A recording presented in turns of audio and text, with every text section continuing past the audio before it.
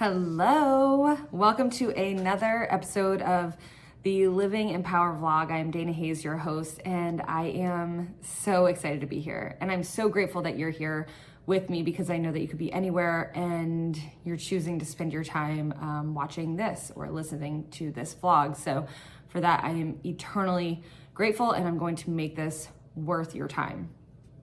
Today's episode, we're going to be talking about how to find your true self, your higher self, how to actually become the person that you've always wanted to be. And maybe you don't even know who that person is supposed to be, but you have some inklings, you've had some signs here and there where you're like, well, I know what I'm passionate about. But ultimately, maybe you haven't found your purpose. You haven't found the core, you haven't connected to the core of who you know yourself to be and who you really are. So in this episode, I want to kind of go over a few things and point out that if there's one barrier that stands between you and your true self, it is your attachment to your current identity. And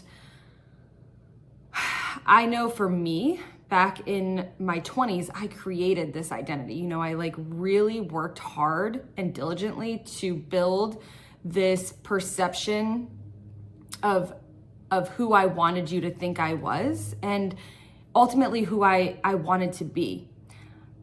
And at the end of the day, I could never live up to that perception that I was trying to give off, that I was trying to convey. And so there was this misalignment between my heart and my head, because even though I was saying I was this person, I didn't feel in my heart that I truly was walking the talk. And that hurt. You know, there was this dissonance between, like I said, who I wanted to be and who I was actually being. And so if you find yourself in that spot where you're like, I know there's so much more to who I am, and you also understand that there's so much more to life to experience than what your own limited perception or projection of who you are has actually presented to you thus far, then this is the perfect blog episode to be watching, because we're going to dig into all of it, and you're going to see how to dismantle that identity that you've worked so hard to build without making this a terrifying mission. Because sometimes I know that it can sound really scary when we're talking about identities and breaking them down and looking at the truth of things and letting go of certain parts of ourselves that are no longer serving us. But I promise you, if you are on that path of higher self-development, spiritual development, which are just honestly amplified versions of personal development, then this is going to be the journey of a lifetime for you. This is not going to be terrifying. It's going to be amazing.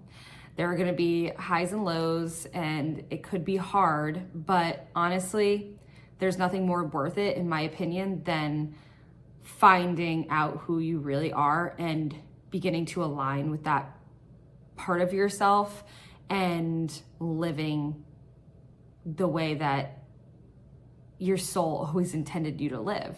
Because then that's when your heart and your mind become best friends, and you don't just know that there's a better life out there for you that you could be living. You feel it, and you are now living it, and you're actually doing the thing, and you're getting the positive experience out of life that you always knew was possible. And that's why we're here. So the first thing I want to talk about is your identity and your attachment to it right now, and how it's anchoring you down. And quite possibly you have no clue, or maybe you do have an idea. But I can tell you that when I started working on all this identity stuff, the first stage of it seemed to be me really recognizing ego and identity in other people. So I was really, really good at identifying you. I was really good at seeing your ego, and I was really good at calling you out for it. And I got very, very adept at what I thought was adept at seeing your motives and seeing why you did the things you did and seeing how you could be better.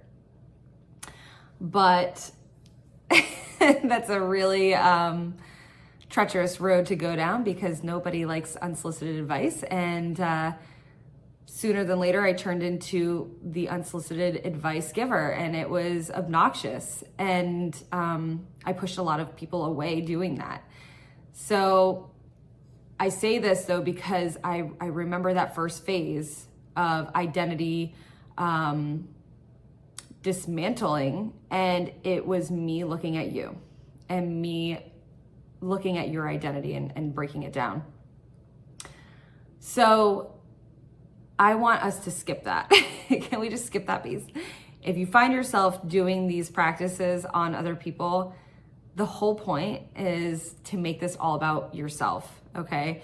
Because the truth is that when we're taking full responsibility for our happiness and our own empowerment, that means we're not passing the buck and we're not blaming somebody else for our decisions or for our emotional state or for our joy or lack thereof, because other people are not responsible for that.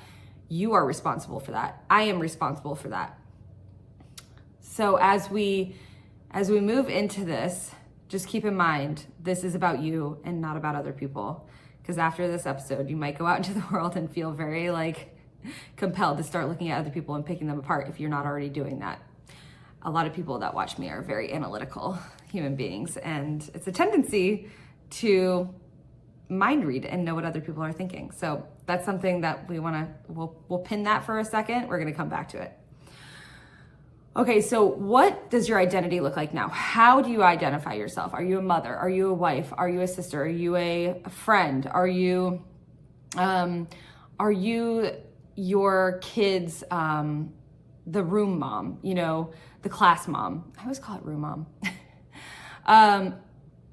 All these little bits and pieces build up to make this identity of who you think you are. But ultimately, they're all a facade.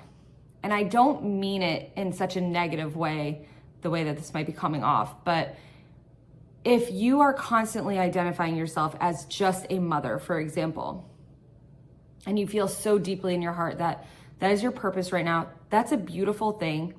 And it's really good to keep that identity loose, to know that your identity is not this rigid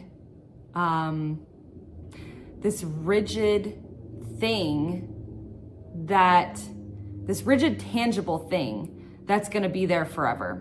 Because when you do that, you're becoming attached to that part of your identity. And when you're becoming when you attach yourself to it and you lose it, or if things change, which they always do, life is about constant change, there is a great chance that you're going to suffer because you no longer have that piece of your identity. That part of your identity is now gone.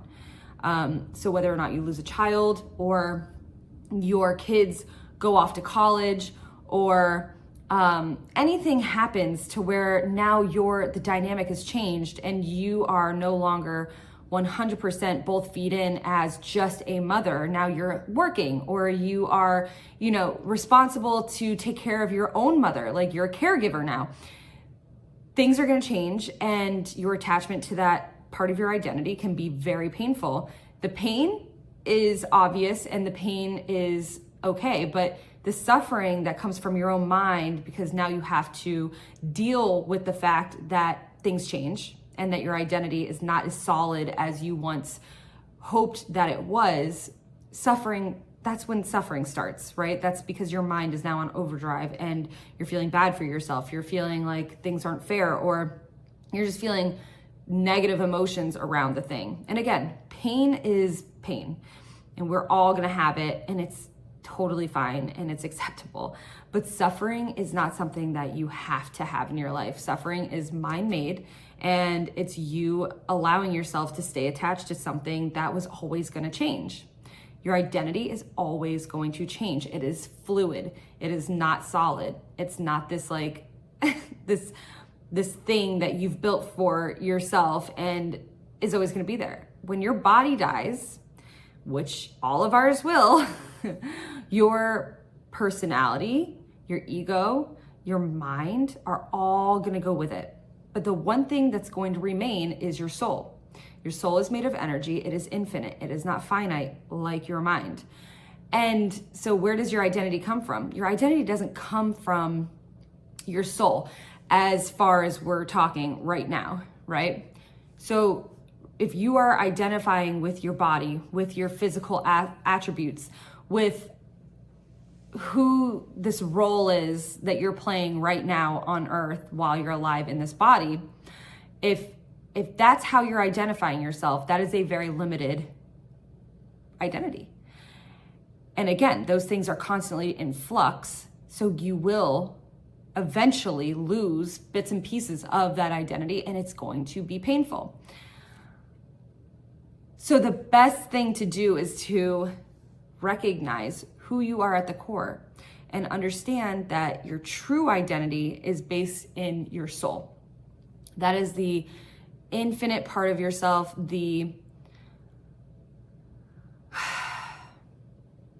it's that part of you that is inextricably tied to source, to something bigger, to a higher power, to the universal mind. And if you can start identifying yourself more so with that part of yourself, the true part of you, the true you, that is the true you, the more that you're going to embody the true you, the more that you're going to show up as that part of yourself. And that part of yourself is much less afraid because your soul has nothing to fear. It's infinite. It can't be killed. It can't be destroyed. It's energy. And therefore, if there's nothing to fear, then it's moving through life. You're going to be able to, if you're identifying with it, you're going to be able to move through life in such a more easeful, less defensive. What is there to defend against, right? What's there to protect yourself against? Less defensive, less protective, happier, less pressure filled, much more open, expansive experience of life. That's how you're going to move through life if you're identifying with this infinite part of yourself, then you're going to have a freer, more liberating experience because that part of yourself is completely free and completely liberated. And your job as a human right now is to learn how to disidentify with that finite part of yourself, which is your personality, your mind, the roles that you play, while also still being, still being a human, still allowing yourself this experience that you were given, this gift that you were given to be here on earth at this time in this physical body with the name that you have and all of that. So allowing yourself to have that human experience blended with the spiritual experience, meaning having your head in the clouds, but also your feet on the ground. Not just being in the world, but of the world. The more that you're able to identify with that spiritual part of yourself, your soul, and the more that you're able to dismantle the attachment that you have to that finite personal identification, the happier you will be. So how do we do this? This is the practice that I want you to take out of this entire training today. And that is to understand that your identity is based off of all of the stories that you tell yourself. So you're creating this facade of a person, whether it's a good person, a bad person, a villain, a victor, doesn't matter. You are creating a facade based off of the stories that you tell yourself about every situation, every person, every institution you come across. You are literally telling yourself stories about every decision you have to make all day, every day. And so these stories are playing an extremely powerful role in your perception of life and the experience that you are now having of your life. So if you want to experience more empowerment, if you want to experience more joy, more freedom, more abundance, and more prosperity, it's imperative that you begin to fully recognize the patterns of thought and the storylines that you've continued to tell yourself. You need to become aware of those so that you're able to dismantle the ones that are not true and replace them with the truth. The truth being your spiritual existence, that infinite part of yourself, your consciousness, that part of yourself that is tied to your higher power and to the thing that has created you and me and all of us. That's where truth comes from. It comes from that source. It doesn't come from our mind, unless we're using our mind to connect with the universal mind, which is source, God, whatever you want to call it, right? So it's looking at the stories that you're constantly telling yourself and seeing the lies within the stories. And there are many. I can tell you right now, I do this practice every single day. If I have something that comes up that bothers me, that is my first indicator that I need to take a look at the stories that I'm telling myself immediately so that I can then see the truth and then live in the truth, walk in the truth, understand the truth, and then be the truth. So that means, for example, let's say, for example, I'm at Panera Bread, okay? This actually happened.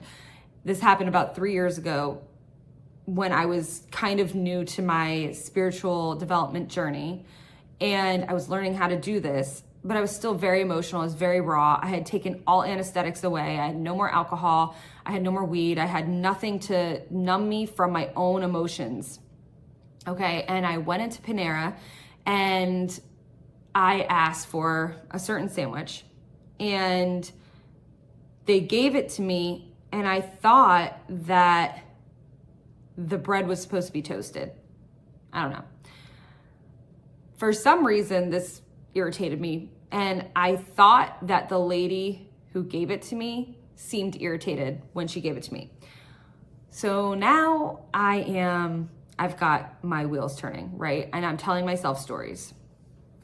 I give her an attitude and I leave and I get my car. And then I start crying because I'm a crier, especially when I am emotionally unstable. And so I get my car and I think about it and I start taking a look at the stories I was telling myself about the situation. First story I was telling myself, to make myself miserable, by the way, to keep my ego real, to keep my identification with being this tough, strong woman who doesn't take shit, who, I asked for this, like, you shouldn't be giving me an attitude while you're handing me the thing, because if I was in your shoes, I used to be a server, I would have done it a different way. That's my identity. That's my attachment to identifying as a good server, quote unquote, as a good hospitality worker. And so I was triggered and I had to look at, because of my negative state of mind, this is what it alerted me to then look at where I was telling myself lies. What stories am I telling myself about this situation, and where are the lies? Let's find them now. So I'm looking at this and I'm saying she should have been able to do better, right? That's a lie right there. If I could do better in every situation where I wasn't graceful, which is all of them, I would have, but I can't, I'm not perfect, and neither is she. So there's lie number one. That lady could have done better. No, she couldn't have. Number two, lie. I'm telling myself that she gave me an attitude. I actually, upon reflection, thought to myself, what if she wasn't giving me an attitude? It was really just my attitude that made her relinquish a little bit and go, all right, here you go. Sorry you're so angry. That was my reflection being shown to me through her. My own anger, my own irritation, my own judgment was coming through as she was the mirror reflection of me in that moment. So lie number 2, that she had an attitude. Lie number 3, that she was miserable and she should not be working in the food industry.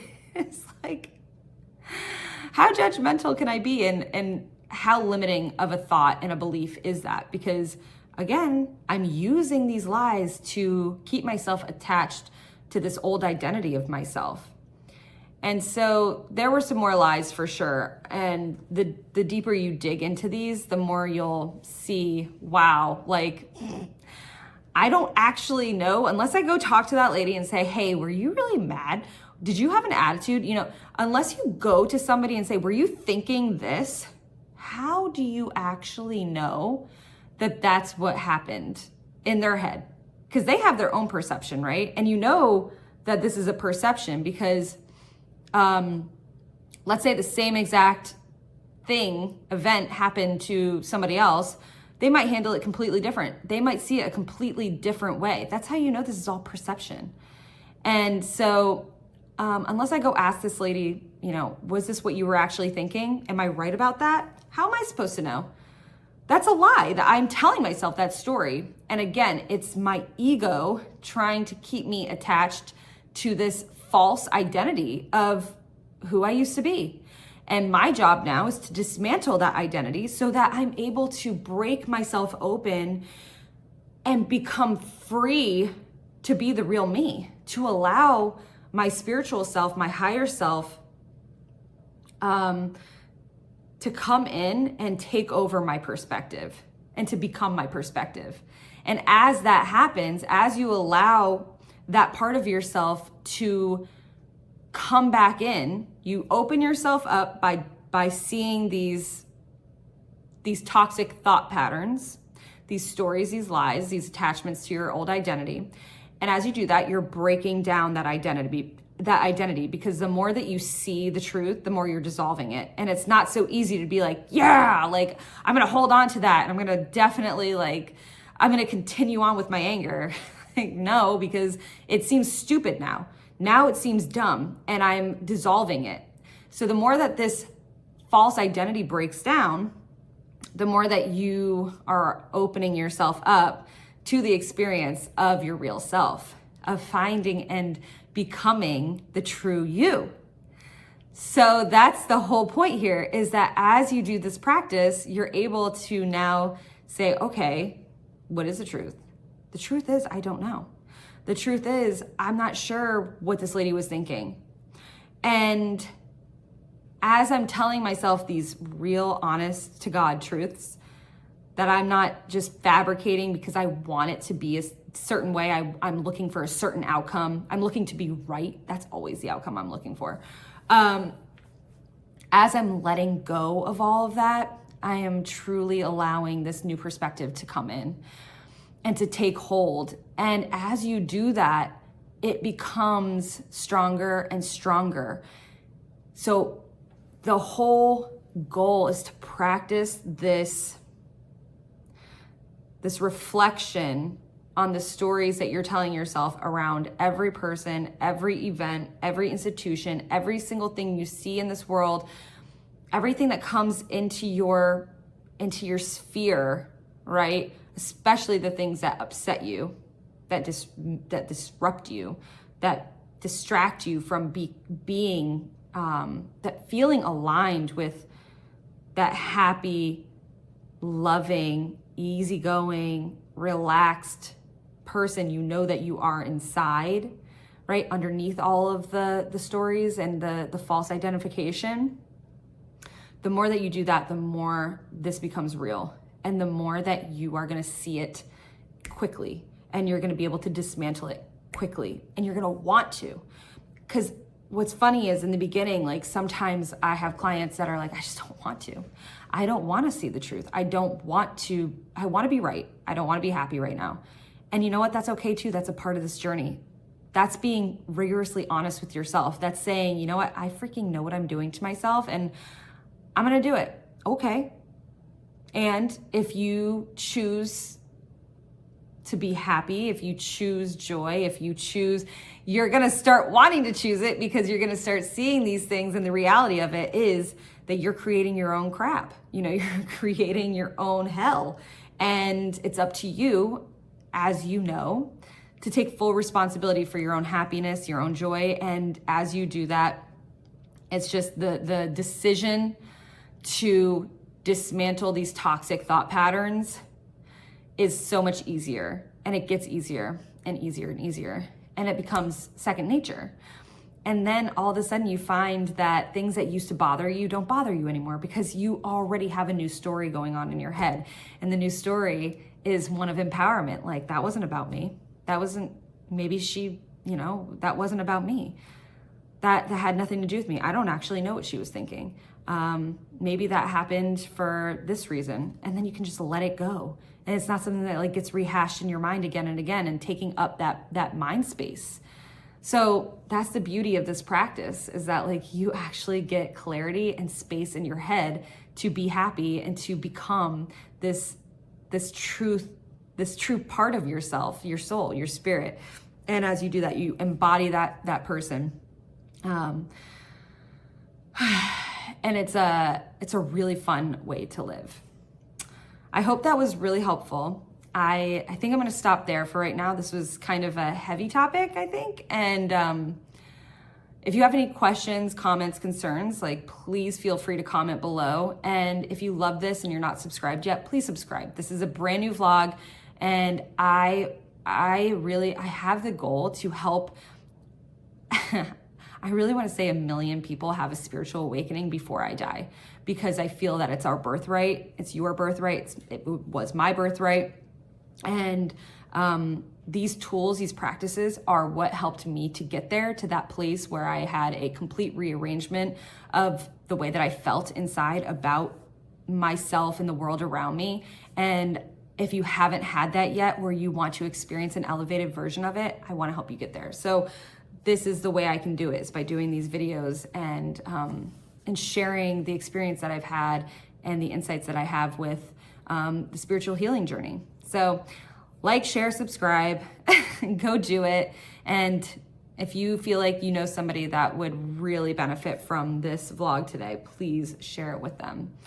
All right, have a beautiful day, and I will see you next time. Bye.